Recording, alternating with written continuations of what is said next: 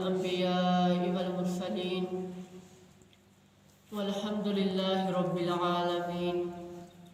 قال الله تعالى في القرآن المجيد والفرقان الحميد: أعوذ بالله من الشيطان الرجيم. بسم الله الرحمن الرحيم. يا أيها الإنسان ما غرك بربك الكريم.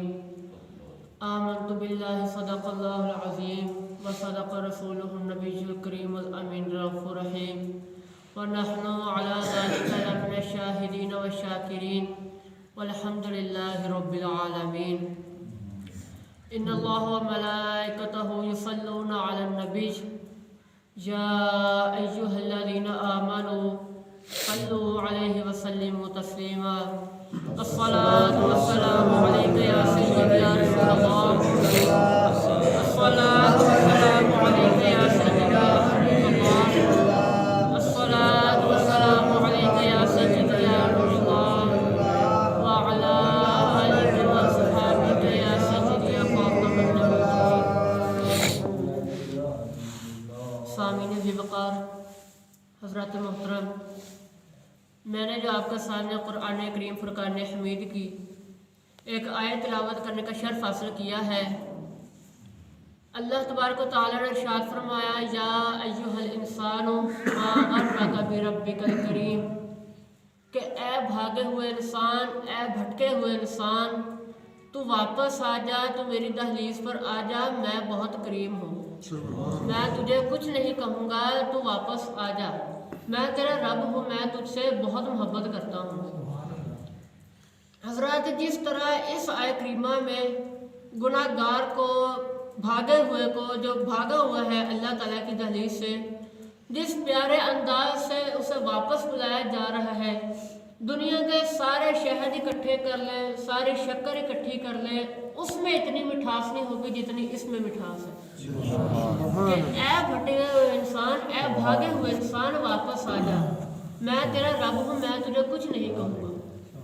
آپ نے دیکھا ہوگا کہ کبھی نالائق بچہ گھر سے بھاگ جاتا ہے تو وہ اپنی بھوک تو کھا پی کر اپنے پیٹ کی پیاس بھوک جو ہے ختم کرتا رہتا ہے، کہ ہوٹل پر کبھی کام کر لیا، کبھی، یعنی وہ اپنا کرتا رہتا ہے کچھ نہ کچھ، لیکن ماں باپ کے حلق سے، ان کے گلے سے روٹی کا نوالہ نہیں اترتا نیچے.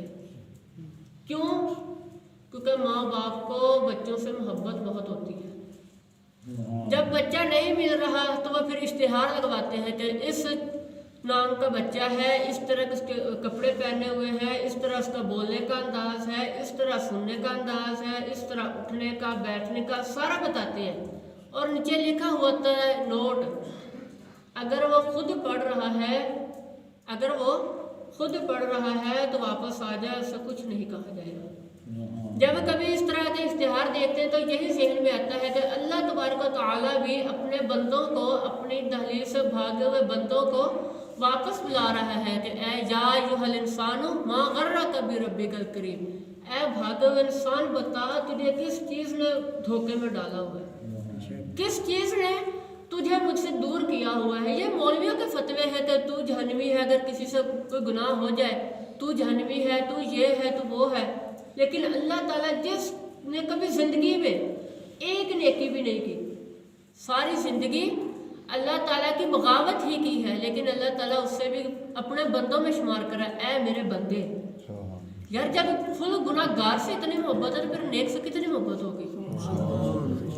تو یار، ہمیں واپس آنا چاہیے اللہ تعالیٰ کی دہلیز پر، کیونکہ ہمیں آخرت میں، اگر ہم آخرت میں کامیابی کامرانی چاہتے ہیں تو یہی ایک ذریعہ ہے کہ ہم دنیا میں اللہ تبارک و تعالیٰ کی دہلیز پر آ جائیں.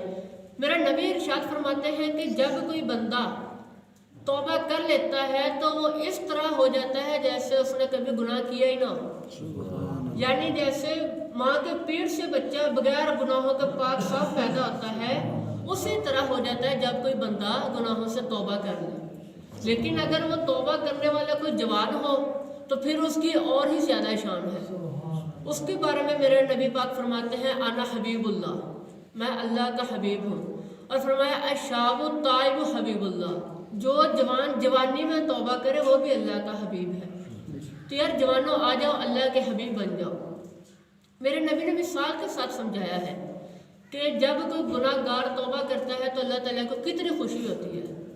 آپ نے فرمایا اے میرے صحابہ بتاؤ کوئی شخص صحرا میں جا رہا ہو اور اس کے پاس ایک اونٹ ہو اور اسی کے اوپر اس کا کھانے پینے کا سامان پڑا ہو، یعنی جو جتنا اس کا کھانے پینے کا سامان وہ سارا اس اونٹ کے اوپر پڑا ہو، لیکن وہ کہیں رک جائے کسی درخت کے نیچے نیند کرنے کے لیے، سونے کے لیے رک جائے تو وہ اٹھے تو وہاں پر اونٹ موجود نہیں تھا، اونٹ موجود نہ ہو اور وہ بھاگتے پھرے کہ مجھے اونٹ مل جائے، لیکن اونٹ نہ ملے تو یار صحرا میں تو اونٹ گم ہو جانا، پھر نزدیک دور دور تک پانی بھی نہ ہونا، سیدھی موت ہے۔ تو وہ بندہ موت کے انتظار میں بیٹھ جائے کہ اب تو موت ہی آنی ہے، کھانے پینے کا تو انتظام ہے نہیں، تو وہ بندہ موت کے انتظار میں سو گیا۔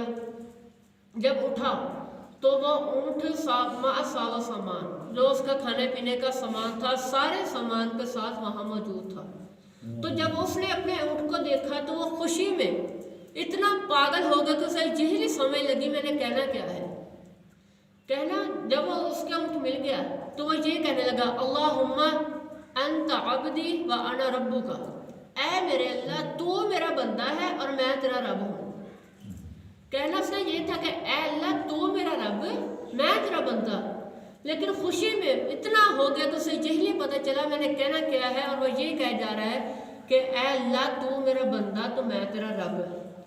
تو نبی پاک نے فرمایا اے میرے پیارے صحابہ بتاؤ اس شخص کو کتنی خوشی ہوئی ہوگی کہ جسے یہی نہیں پتا میں نے کہنا کیا ہے، اسے کتنی خوشی ہوئی ہوگی۔ تو صحابہ کرام عرض کرتے ہیں یا رسول اللہ بہت ہی زیادہ خوشی ہوئی ہوگی۔ تو پھر میرے نبی پاک فرماتے ہیں کہ جب کوئی گناہ گار گناہوں سے توبہ کرتا ہے میرے اللہ کو اس سے بھی زیادہ خوشی ہوتی ہے کہ جب کوئی اس کی دہلیز سے بھاگا ہوا انسان، اس کا بے ادب، اس کا نافرمان اگر واپس آ جائے، توبہ کر لے کہ اے اللہ جتنے ہوگا مجھے معاف کر دے، آئندہ نہیں کروں گا، تو اللہ تبارک و تعالیٰ کو اس سے بھی زیادہ خوشی ہوتی ہے۔ دعا ہے اللہ تبارک و تعالیٰ ہمیں اپنی باقی زندگی کی سانسیں اللہ تبارک و تعالیٰ کی بارگاہ میں اور حضور علیہ الصلوۃ والسلام کے عشق میں گزارنے کی توفیق عطا فرمائے۔